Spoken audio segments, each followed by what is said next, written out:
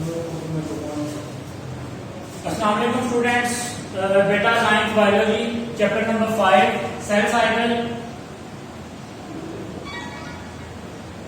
बेटा जो टॉपिक आज हम डिस्कस करने जा रहे हैं वो है meiosis.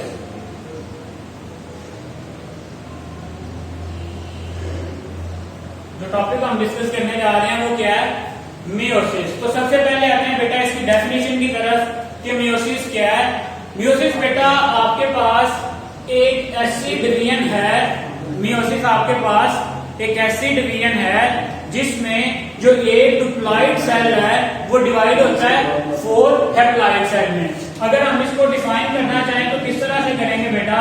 Meiosis is a type of cell division जिसमें क्या होता है, in which one diploid cell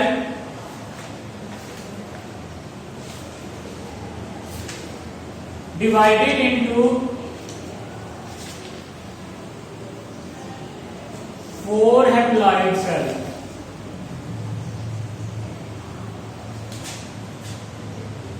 One diploid cell is divided into 4 haploid cells. जैसे बेटा फॉर एग्जाम्पल ये हमारे पास एक सेल है, 2n से मुराद होता है डिप्लॉइड, ठीक है, और 1n से मुराद होता है हैप्लॉइड। ये एक सेल था, ये डिवाइड हो जाएगा आगे आपके पास। इसमें फर्दर हम देखेंगे दो तरह की डिवीजन होती हैं। पहले होती है मियोसिस 1, ठीक है, मियोसिस 1 के बाद बेटा यहां पे होती है मियोसिस 2, मियोसिस 1, फिर इन्हीं में क्या होगी मियोसिस 2, और कितने सेल्स बन जाएंगे? 1 से 4।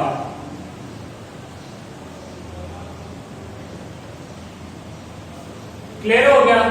मियोसिस बेटा हमारे पास एक इस तरह की दुनिया जिसमें 2 फेजेस होते हैं, मियोसिस 1 भी होता है, मियोसिस 2 भी होता है। पहले फेज में क्या होता है, जो रिडक्शनल डिवीजन होती है बेसिकली, जिसमें एक डिप्लॉइड सेल जो है, एक डिप्लॉइड सेल 2 हैप्लॉइड सेल में डिवाइड होता है। फिर मियोसिस 2 होती है, ठीक है, और उसके नतीजे में आपके पास 4 हैप्लॉइड सेल्स क्या हो जाते हैं? बन जाते हैं। अब आते हैं हैप्लॉइड और डिप्लॉइड में क्या फर्क है बेटा? डिप्लॉइड होता है आपके पास diploid cell has pairs of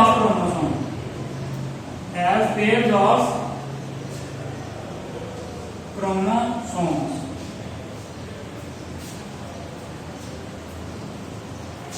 अब पेयर से क्या मुराद है बेटा? अगर हम ह्यूमन की बात करें तो आपको पता है कि हमें कितने क्रोमोसोम्स होते हैं? 46 क्रोमोसोम्स होते हैं। लेकिन बेटा इन 46 में से जो आपके 23 क्रोमोसोम्स होते हैं, जो आपके पास 23 क्रोमोसोम्स होते हैं वो आते हैं आपकी मदर से, ठीक है। इसी तरह से जो आपके 23 क्रोमोसोम्स होते हैं वो आते हैं आपके फादर से। तो ये जो क्रोमोसोम्स होते हैं बेटा ये पेयर की फॉर्म में होते हैं, ठीक है। फॉर एग्जाम्पल ये क्रोमोसोम नंबर 1 है, ये फादर से है और ये क्या है? मदर से है। इसी तरह अगर हम कहें ये आपके पास क्रोमोसोम नंबर 2 फ्रॉम फादर, ये क्रोमोसोम नंबर 2 फ्रॉम मदर, ठीक है। तो ऐसे सेल्स जिनमें जो क्रोमोसोम्स हैं वो पेयर्स की फॉर्म में हो, क्रोमोसोम्स क्या हो बेटा? पेयर्स की फॉर्म में हो, वो आपके पास है क्या कहलाते हैं? Diploid cell. फिर से देखें, ऐसे क्रोमोसोम्स, ऐसे सेल्स जिनमें जो क्रोमोसोम्स हैं वो पेयर्स की फॉर्म में हो, ठीक है। एक ये पेयर है, एक ये पेयर है, एक ये पेयर है, इसी तरह से ये पेयर है। मीन्स के ऐसे सेल्स जिनमें क्रोमोसोम्स पेयर्स की फॉर्म में हो वो सेल्स क्या कहलाते हैं? Diploid cell. क्या कहलाते हैं बेटा? Diploid cell. और ऐसे सेल्स जिनमें क्रोमोसोम्स पेयर्स की फॉर्म में ना हो, सिंगल फॉर्म में हो, वो सेल आपके पास क्या कहलाते हैं? Haploid cell. इस तरह से अगर क्रोमोसोम्स हो आपके पास तो ये क्या कहलाएंगे? Haploid cell. क्लियर हो गया? डिप्लॉइड और हैप्लॉइड में आपको फर्क समझ आ जाना चाहिए कि डिप्लॉइड सेल है पेयर ऑफ क्रोमोसोम, ठीक है, और जो आपके पास haploid cell haploid cells have single or half of the chromosomes.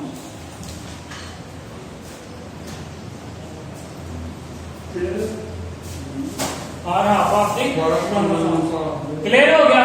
चले बेटा अब आते हैं कि बेसिकली मियोसिस आपके पास एक रिडक्शनल डिवीजन है। डुप्लाइड देखें यहां पे बेटा देखें कि आपके पास जो पेरेंट सेल था वो क्या था? Diploid. One diploid cell divide into 4 haploid cell, मतलब जो एक 2n वाला सेल है वो 4 1n वाले सेल में क्या हो रहा है? डिवाइड हो रहा है। मतलब इसमें क्रोमोसोम्स की क्या हो रही है? रिडक्शन हो रही है। 2 से 1 बन रहे हैं तो वो क्या है बेटा? एक रिडक्शनल डिवीजन है। तो नेक्स्ट इंपॉर्टेंट कॉन्सेप्ट है यहाँ पे वो ये है कि meiosis is a reductional division. Meiosis is a reductional division in which number of chromosomes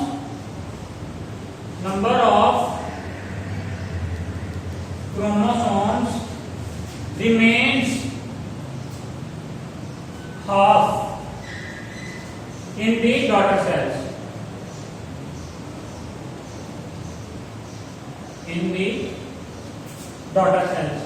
ये आपके पास 46 क्रोमोसोम से, ठीक है। यहां से बेटा हुई क्या? मियोसिस 1। फिर से देखिए मियोसिस 1 हुई जिसके बीच में बने आपके पास 2 सेल्स, 23 क्रोमोसोम। मतलब जब हमने माइटोसिस में देखा था उसमें किसी किस्म की कोई रिडक्शनल डिवीजन नहीं हो रही थी। इधर भी 46 क्रोमोसोम थे, इधर भी 46 क्रोमोसोम थे। लेकिन यहाँ पे बेटा हम बात कर रहे हैं मियोसिस की। मियोसिस क्या है? Reductional division. रिडक्शन बेटा जिसका मतलब होता है कम करना, रिडक्शन ऑफ क्रोमोसोमल नंबर। यहाँ पे 46 थे, यहाँ पे क्या हो गया? 23। अब मियोसिस अभी कंप्लीट नहीं हुई। मैंने बताया कि मियोसिस के कितने फेजेस हैं? 2 फेजेस हैं, मियोसिस 1। अब इन्हीं सेल्स के आगे फर्दर क्या होगी? मियोसिस 2 होगी। यहाँ पे बेटा इनकी मियोसिस 2 हुई, मियोसिस 2, जिसके नतीजे में बेटा जो यहां से सेल बनेंगे उनमें 23 और 23 क्रोमोसोम्स ही होंगे। सो बेसिकली ये बात आपको समझ आ गई कि क्यों हम इसे रिडक्शनल डिवीजन कहते हैं। और रिडक्शनल डिवीजन का जो मेन पार्ट है वो कौन सा है? मियोसिस 1। कौन सा बेटा जी? मियोसिस 1 में ही क्या होती है? रिडक्शन होती है नंबर ऑफ क्रोमोसोम्स की। क्लियर है? अब आगे चलते हैं बेटा इसके फेजेस की तरफ। यहाँ पे एक एमसीक्यू के हवाले से बात इंपॉर्टेंट है कि बेसिकली ये वर्ड डिराइव किया गया है मियॉन से। मियोसिस का वर्ड डिराइव किया गया है मियॉन से, जिसका मतलब होता है टू मेक स्मॉलर। और इसकी डिस्कवरी के हवाले से भी बेटा यहाँ पे एक पॉइंट लिखा हुआ है कि जो मियोसिस का प्रोसेस था इसको किसने डिस्कवर किया था? बेटा इसकी डिस्कवरी की थी आपके पास जर्मन बायोलॉजिस्ट था ऑस्कर हर्टविग इन 1876। ऑस्कर हर्टविग इन 1876। अब आते हैं इसके फेजेस की तरफ। बेटा इसके 2 फेजेस हैं, मियोसिस 1 और मियोसिस 2। बिल्कुल आगे इसी तरह से इसमें भी क्या होगा? इंटरफेज होगा। और आगे क्या होगा? मियोटिक फेज होगा। माइटोटिक नहीं बेटा, मियोटिक। बिल्कुल मियोसिस 2 में भी क्या होगा? इंटरफेज होगा। और क्या होगा? मियोटिक 2 फेज होगा। चलें ठीक है। अब आती हैं फर्दर इनकी जो डिटेल जो है इनके फेजेस की तरफ। मियोसिस 1 में आते हैं कि मियोसिस 1 में क्या होता है।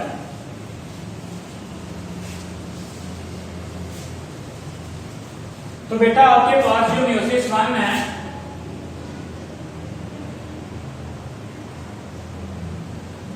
बेसिकली ये एक रिडक्शन डिवीजन है। मैंने बताया था ना कि मियोसिस 1 में ही जो नंबर ऑफ क्रोमोसोम्स हैं वो क्या रह जाते हैं? हाफ रह जाते हैं। So meiosis 1 is the reductional division in which homologous chromosomes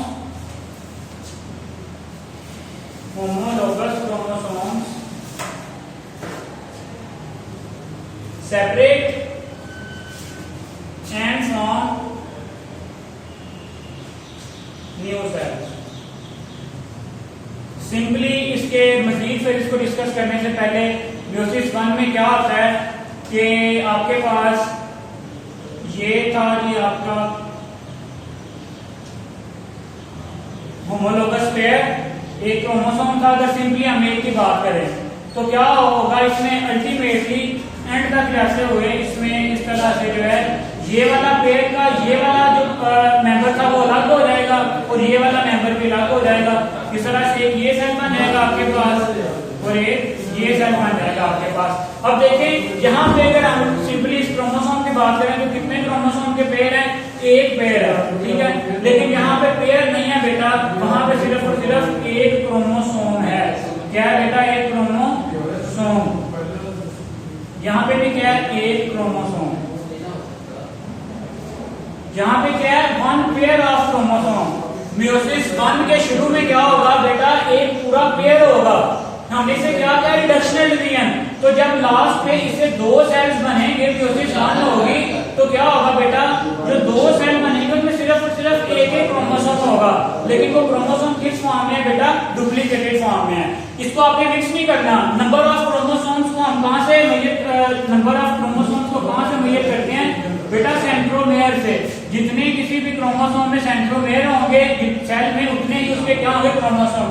यहाँ पे आपको कितने क्रोमोसोम नजर आ रहे हैं, 1 2, तो इसको हम वन पेयर कह सकते हैं या एक क्रोमोसोम कह सकते हैं। सो सिंपली एक रिडक्शन डिवीजन है जिसमें जो क्रोमोसोम है वो क्या रह जाते हैं, हाफ रह जाते हैं। अब आते हैं बेटा इसके फेजेस की तरफ।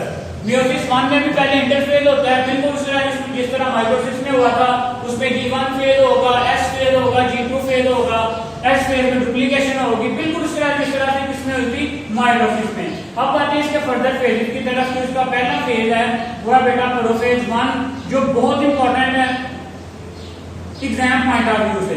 तो प्रोफेज 1 में बेटा क्या क्या होता है, कुछ जो प्रोसेस थे वो तो इसमें वही होंगे जो माइटोसिस में हुए थे। लाइफ जो आपके पास न्यूक्लियोलस था वो डिसअपीयर हो जाएगा, जो न्यूक्लियर एनवेलप थी वो डिसअपीयर हो जाएगी। लेकिन उनको डिस्कस करने से पहले बेटा कुछ यहाँ पे इंपॉर्टेंट टर्म्स का आपको पता होना चाहिए।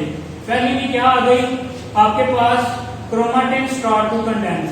प्रोफेज 1 में क्या होगा, क्रोमाटिन स्टार्ट टू कंडेंस। जब क्रोमाटिन स्टार्ट टू कंडेंस होगा तो वो क्या बना देगा, to form chromosomes.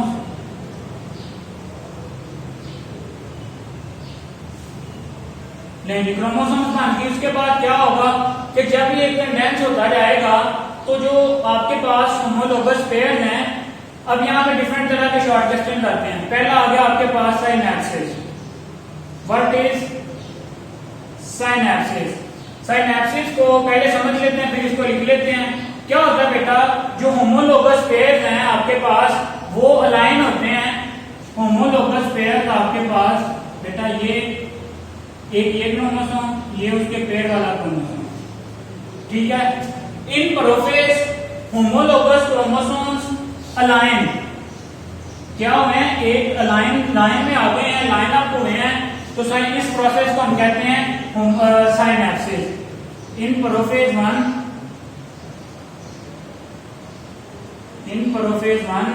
Homologous chromosome, ये बेटा होमोलोगस क्रोमोसोम है। इससे मुराद ये है कि अगर ये मदर से आने वाला क्रोमोसोम नंबर 2 है तो ये इसके फादर से आने वाला क्रोमोसोम नंबर 2 है। In prophase 1 homologous chromosome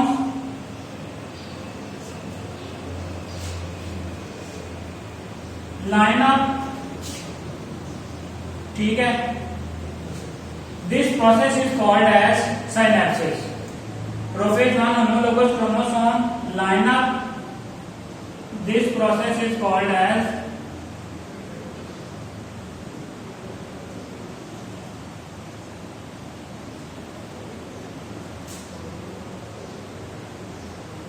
synapsis.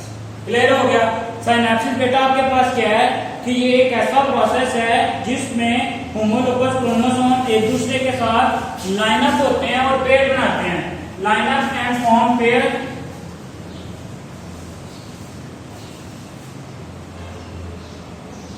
This process is called as synapsis. अब रटा लगाने की कोई जरूरत नहीं है, सिंपली यहाँ पे देखें क्या होगा बेटा, ये आपके पास फॉर एग्जांपल न्यूक्लियर मेम्ब्रेन है, अब इसकी डिसइंटीग्रेट नहीं हुई मेम्ब्रेन, क्या होगा है ये जो होमोलोगस क्रोमोसोम से ये एक दूसरे के पास आ गए हैं, इन्होंने क्या कर लिया, खुद को लाइन अप किया है, और ये जो लाइन अप करने का प्रोसेस है, ये प्रोसेस क्या कहलाता है आपके पास, साइनेप्सिस कहलाता है। अब अगले स्टेप में क्या होगा, जिसको हम कहते हैं क्याजमेटा। क्याजमेटा फॉर्मेशन में बेटा क्या होगा कि यही जो क्रोमोसोमल पेयर था, ये बेटा आपके पास एक पेयर है, इसमें से बेटा जी जो कुछ पॉइंट्स हैं, जैसे कि यहां पे अगर मैं बेटा आपको शो करूं, जो कुछ पॉइंट्स हैं वे दूसरे के साथ अटैच हो जाते हैं, ठीक है। ये देखें, ये वाला जो आर्म था इसका कुछ पार्ट इस वाले आर्म से अटैच हो गया है, और ये वाला जो आर्म था इसका कुछ पार्ट यहाँ पे इसके साथ अटैच हो गया है। तो basically chiasmata are the point of attachment of the non sister chromatids, ठीक है। अगर क्याजमेटा की डेफिनेशन करना चाहें तो आप किस तरह से करेंगे कि these are the points at which non-sister chromatid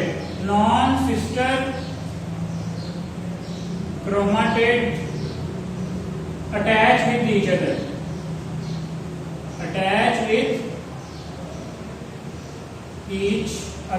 मतलब ये वाले जो पॉइंट हैं, ये वाला पॉइंट और ये वाला पॉइंट, ये आपके पास क्या कहलाएंगे, क्याजमेटा।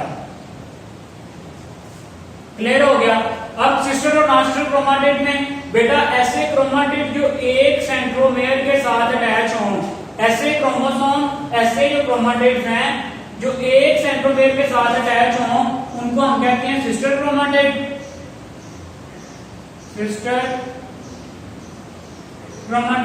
और ऐसे क्रोमैटिड जो अलग अलग सेंट्रोमेयर के साथ अटैच हो, जैसे कि ये और ये वाला इस वाले के साथ अटैच है और ये वाला इस सेंट्रोमेयर के साथ अटैच है, इनको हम कहते हैं नॉन सिस्टर क्रोमैटिड। क्लियर हो गया। अब बेटा क्या क्या देख लिया हमने, सिनेप्सिस में इन्होंने लाइन अप किया है।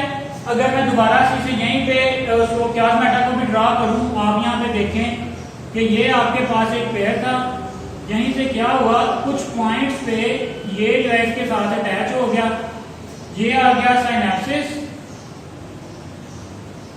ये आ गया आपके पास क्याजमेटा।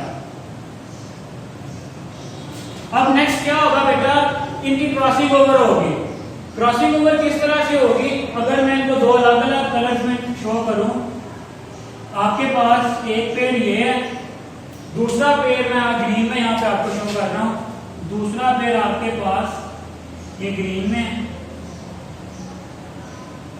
अब क्या होगा बेटा, इन दोनों का ये देखें, ये वाला जो कुछ पार्ट है, ये वाला और ये वाला जो पार्ट इन्होंने क्या कर लिया है, एक्सचेंज कर लिया एक दूसरे के साथ, तो इस प्रोसेस को हम कहते हैं क्रॉसिंग ओवर।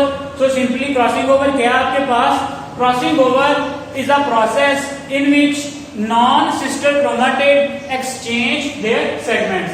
तो बेटा इसके बाद नेक्स्ट आपके पास आएगा वो क्या है, यहां पे क्रॉसिंग ओवर।